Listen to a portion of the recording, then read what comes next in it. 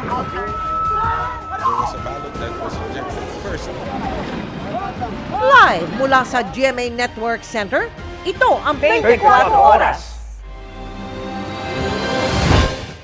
Magandang gabi po, Luzon, Visayas at Mindanao. Iba yung pag-iingat, lalo na sa mga babiyahe ngayong Kapaskuhan. Sa Ayungon, sa Negros Oriental, 8 sakay ng isang multicab ang nasawi. Nahulog sa bangin ang sasakyan matapos mawalan umano ng kontrol at preno. Sa Binangon ng Rizal naman, tumagilid ang isang jeepney sa kalsada matapos sumalpok sa isang kotse. Nakatutok si Nico Sereno ng GMA Regional TV. Kanya-kanyang lusot ang mga pasahero sa bintana ng tumagilid na jeepney sa Binangonan, Rizal.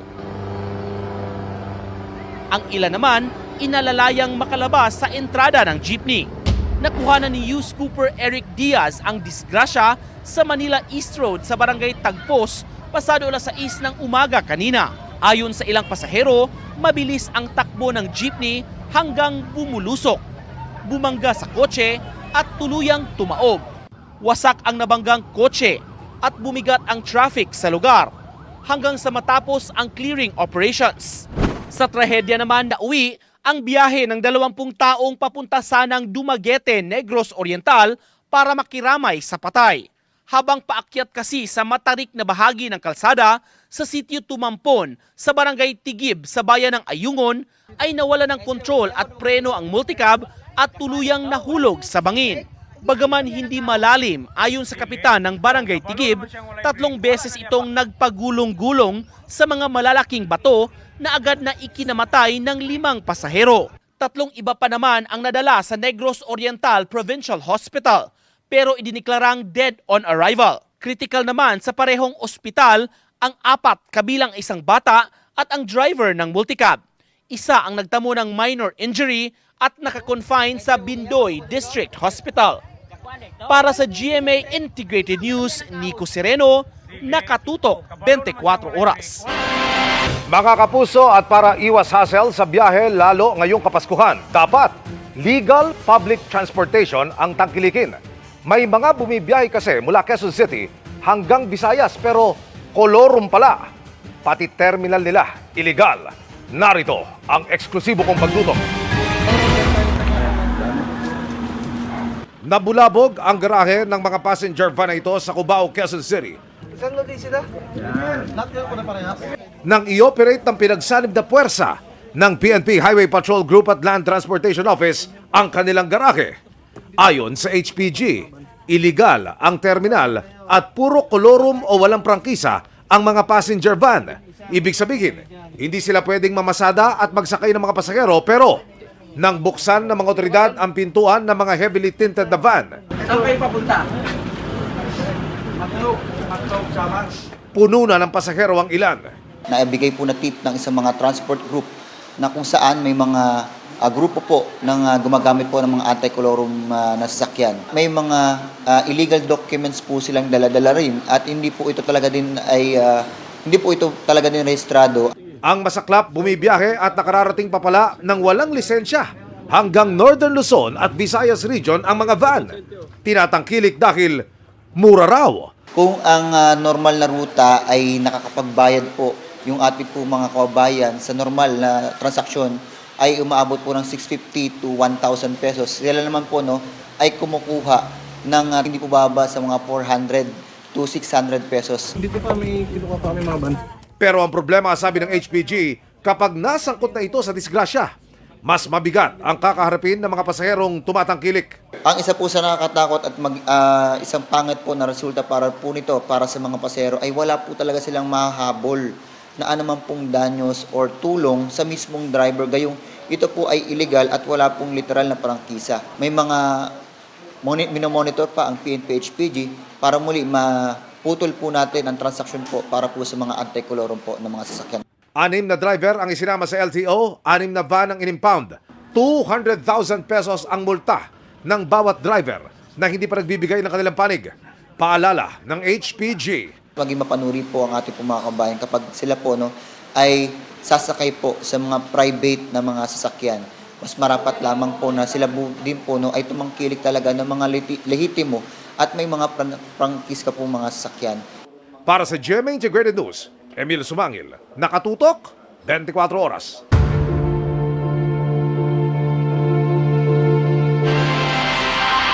Sa pag-inspeksyon agad ng mga sinitang flood control project sa Bulacan, sumabak ang mga bagong district at assistant district engineer sa probinsya. Sumailalim sila sa masusing pagsisiyasat para matiyak na walang koneksyon sa mga pinalitan at binalaang huwag gagaya sa kanila. Nakatutok si Bernadette Reyes.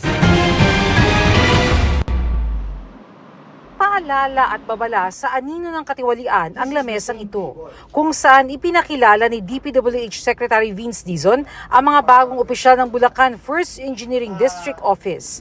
Ito raw kasi ang lamesang ginamit ng mga dating pinuno ng distrito na sina dating District Engineer Henry Alcantara at dating Assistant District Engineer Bryce Hernandez para sa paghahati-hati ng milyon-milyong pisong kickback sa mga flood control project. Dito ginapag nung papagitan nitong dalawang to, ni Alcantara at saka ni Hernandez, yung, magkano daw to? 300 million ba ito? 300 million na pinagparte-partehan nila. And I think it's very important to use this as a symbol kasi kailangan itong buong district office na to, na kung saan talagang sumabog itong napakalaking skandalong ito, symbolic to din ng pagbabago. Ang maduming kalakaran na ito ang ayaw na raw maulit ni Secretary Dizon kahit kailan. Kaya may matindi siyang bilin sa bagong talagang DPWH engineer sa Bulacan. Ang kabilin-bilinan ko lang sa kanilang dalawa, huwag kayong gagaya dun sa mga papagitan ninyo. Kasi kung gumaya kayo, kung ano mangyayari sa kanila, yun din ang mangyayari sa inyo. Si Engineer Kenneth Fernando ang magsisilbing OIC District Engineer. Nagmaster siya ng Civil Engineering sa Japan at 10 taon nang nagtatrabaho sa DPWH. Si Engineer Paul Lumabas ang OIC Assistant Engineer. Siya ang OIC ng Planning Division at galing sa Private Public Partnership Service ng DPWH sa Central Office. Kapwa sila bahagi ng second batch ng DPWH Cadet Engineering Program. Sabi ni Dizon, matinding vetting ang isinagawa ng DPWH sa dalawang ito para matiyak na walang kahit anong koneksyon kina Alcantara at Hernandez. OIC Regional Director naman si Assistant Secretary Romel Tello na retired 2-star General ng Philippine Army. Isinabak agad sa trabaho ang tatlo at isinama sila sa inspeksyon sa flood control project sa Barangay Bulusan sa Kalumpit na dati nang ininspeksyon ni Pangulong Marcos dahil sa mga substandard at ghost flood control projects. Ayon sa DPWH, humigit kumulang 770 meters na istruktura ang kailangan itayo dito para maiwasan ang pag-agos ng tubig papunta sa mga kabahayan. Isa pa sa kailangan nilang solusyon ngayon ay ang right-of-way issue dahil may mga nakatayong bahay sa daraanan ng istruktura. Ang mga nasa likod ng palpak na flood control project dito, sabi ni Dizon, iniimbestigahan na at haharap na sa hustisya. 7 months in 1 year. Bumabaha dito. Lahat ng mga involved dito, kasama na sila Sims, Wawaw, may mga St. Timothy din ata dito. Lahat yan, may kaso na. No? At most likely, ma-file na sa korte ng ombudsman yung mga kasong ito. Isara natin yung gap. So, sisimulan na nila yung proseso. Immediately, kailangan pong ma-partially survey habang inaayos po yung design ng flood control. And at the same time, magkaroon ng coordination meeting dito po sa lugar. So while hinihintay po yung pondo, na paghahanapan ng pondo, pwede pong gamitin yung time na yon para gawin lahat ng studies. Para sa GMA Integrated News, Bernadette Reyes, nakatutok 24 oras. Kaliwat kanan na naman po ang sunog bago magpasko tulad ng naganap sa Bacoor, Cavite kagabi at sa Mandaluyong nitong Biyernes. Bagaman karamihan ay dahil sa problema sa wiring, may mga dahil sa paputok o napabaya ang kalan. Nakatutok si Chino Gaston. Magpapaskong walang maayos na tahanan ang 55 pamilya matapos masunugan sa sitio Bulate ng Barangay Dulong Bayan sa Bacoor, Cavite pasado alas 8 kagabi. Sinafety ko lang po yung pamangkin ko tsaka yung mga papeles namin. Papeles tapos yung gasol. Konti lang naman po yung na-safety namin. Mabilis, sobra. Wala na iligtas kahit ano. Mga anak ko, mga pamilya ko, prioritize. Yun lang naman. Number one na challenge natin doon, sir, ay yung kalsada. Talagang makipo. Pasado alas 10 na kagabi nang makontrol ang sunog na tumupok sa halos 400,000 pisong halaga ng ari-arian. Nitong Biyernes lang ay nilamon din ng apoy ang tahanan naman ng 200 pamilya sa barangay Pleasant Hill sa Mandaluyong. Patuloy ang investigasyon sa sanhi ng apoy sa parehong lugar. Abot naman sa 19 ang naitalang sunog ng Bureau of Fire Protection o BFP dahil sa mga pailaw o paputok mula Enero. Pero karamihan daw ng sunog sa bansa ay dahil sa problema sa wiring o nag-overload na linya ng kuryente. Kasunod naman ang mga dahil sa napabayaang kalan, lalo't maraming nagluluto ngayong kabi-kabila ang mga handaan. Meron pa lang kaming na talaga or na recorded na 16 related na sunog patungkol sa mga firecrackers and pyrotechnics. Habang compared to last year ay merong 39. So sa ngayon meron pang decrease of 58% pero hindi pa tapos ang taon. Electrical pa rin po ang based on our data. Electrical pa rin po ang talagang mas maraming cause ng sunog. At ganun pa rin, ang occupancy mas marami, nabanggit nyo nga, ay residential. Opo. At mabilis nga talaga kumalat kung ito ay nangyari tulad dun sa Mandaluyong nga na dikit-dikit yung kabahayan. Kaya payo ng BFP ngayong Kapaskuhan, huwag iiwang bukas ang Christmas lights kung walang maiiwang tao sa bahay. Mag-ingat din tuwing magluluto at huwag pabayaan ang mga kalan. Iwasan ang paggamit ng anumang uri ng paputok o kung di maiwasan, gamitin lang ang mga legal na paputok o pailaw. Bukod sa mga sunog, marami ring nasasaktan tuwing Kapaskuhan at sa pagsalubong sa bagong taon dahil sa mga ligaw na bala. Babala ng PNP sa mga pulis at gun owners, may one-strike policy sila sa sino mang sangkot. Bukod sa maraming mahaharap sa kasong kriminal, ayaw nang maulit ng PNP ang nangyari sa pagsalubong sa 2025 kung saan isa ang namatay at isang nasugatan dahil sa mga ligaw na bala. Halos 800 naman ang nasugatan dahil sa paputok sa buong bansa. Para sa GMA Integrated News, Chino Gaston Nakatutok, 24 oras. Hinabol at ilang beses na sinubukang harangin ng barko ng China ang barko ng Philippine Coast Guard sa bahagi ng West Philippine Sea. Sa gitna yan ng mismong maghatid ng ayuda sa mga Pilipinong mangingisda sa West Philippine Sea. Nakatutok si EJ Gomez. 3 barko ng China Coast Guard ang agad namataan ng Philippine Coast Guard nitong Biyernes nang dumating kami rito sa Abad Santos Shoal, 30 nautical miles ang layo sa Sabina Shoal. Di tuloy natupad ang planong salubungin ng PCG ang 20 Filipino fishing boats na hahatiran sana ng tulong sa Abad Santos Shoal.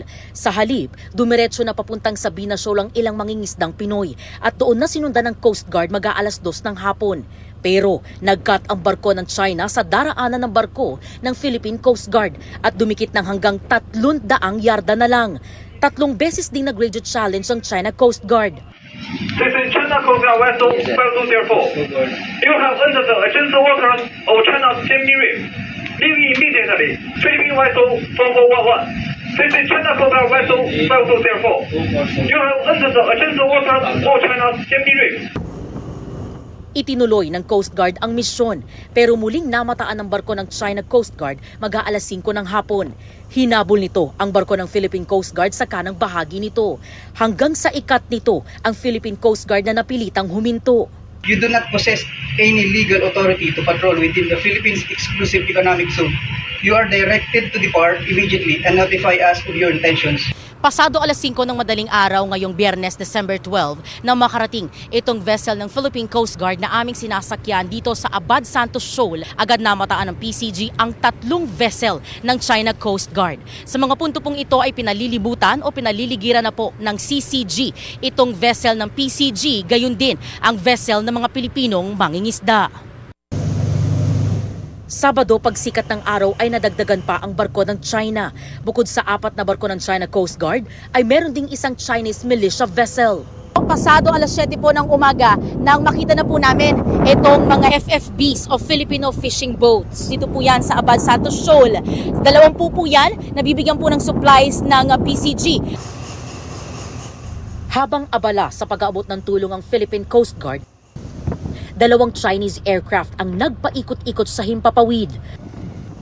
Pagsapit ng hapon, nilaunch naman ng Philippine Coast Guard ang Islander 251 para sa Maritime Domain Awareness Flight nito sa vicinity ng Abad Santos Shoal.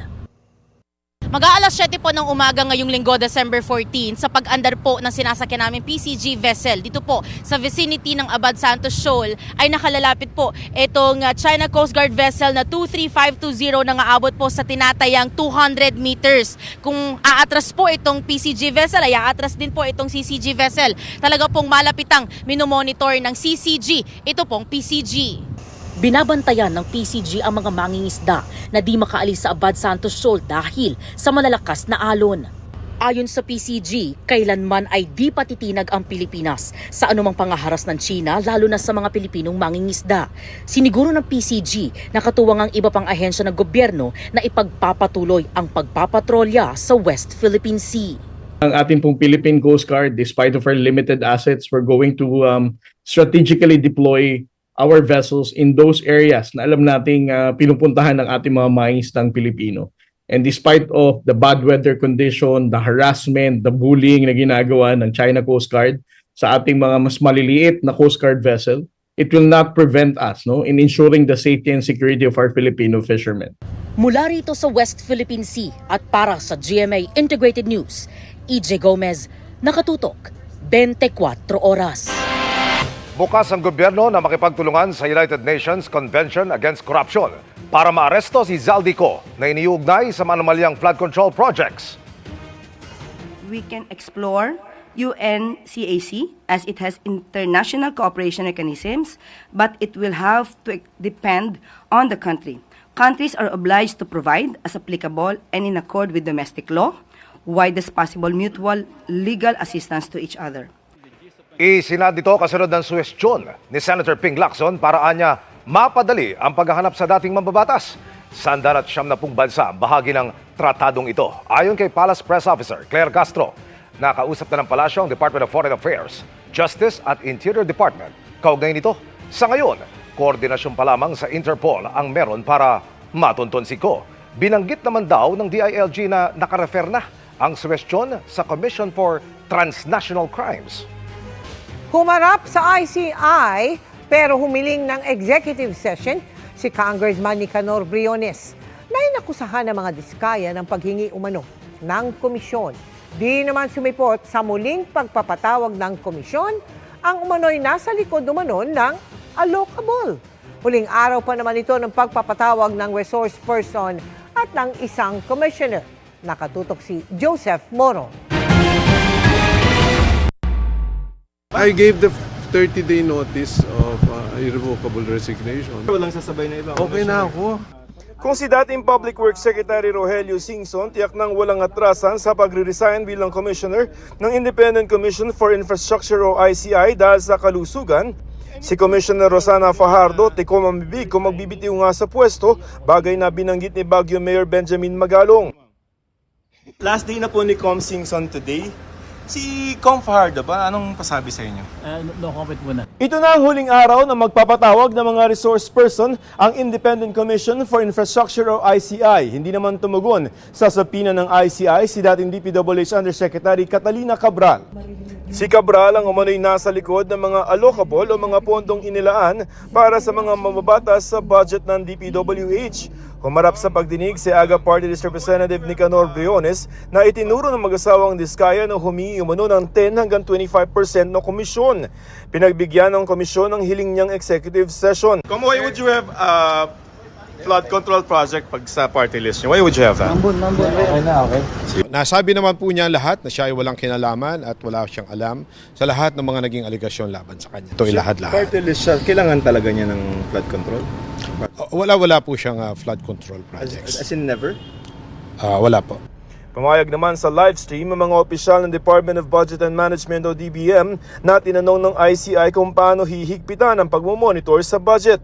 Ayon kay Singson, tinatayang nasa 271 billion pesos ang insertion o halaga ng mga proyekto na isiningit ng mga mambabatas sa General Appropriations Act of 2025. Bukod pa ito sa 200 billion pesos na budget ng DPWH na kung tutuusin ay may kasama ng mga proyekto mula sa mga lokal na pamahalaan.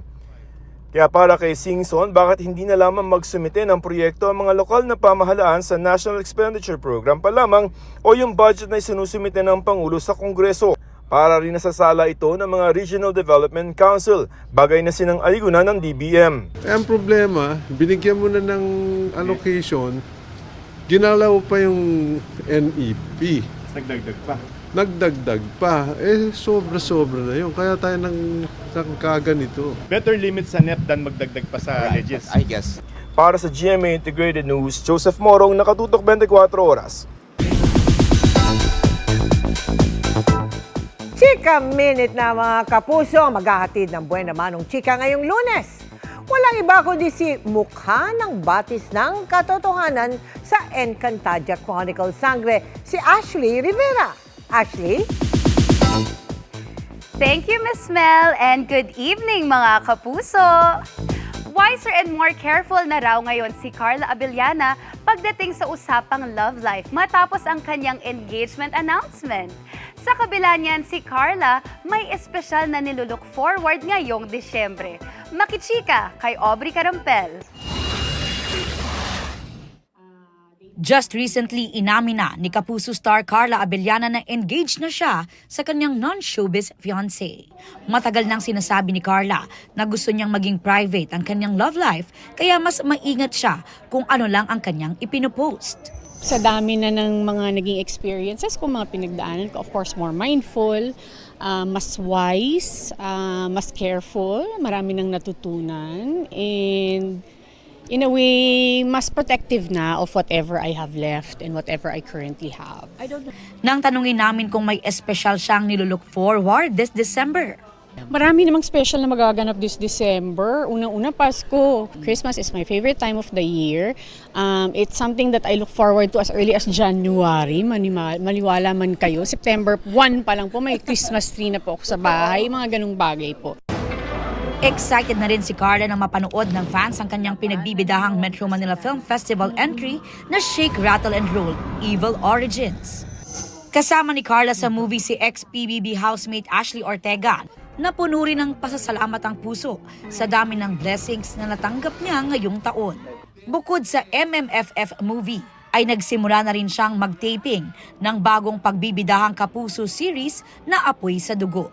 This year has been a great year for me. So I feel like I want to end the year with working also with the people who loves me sa show. Gusto ko talaga ending the year with a lot of blessings as well. So trabaho talaga yung goal ko this year. Busy rin with work ngayong December ang co-star rin nila sa pelikula na si Sparkle star Isabel Ortega. Kaya nga raw, looking forward siyang makabawi sa kanyang pamilya after Christmas. Kasi work mode tayo ngayong Pasko.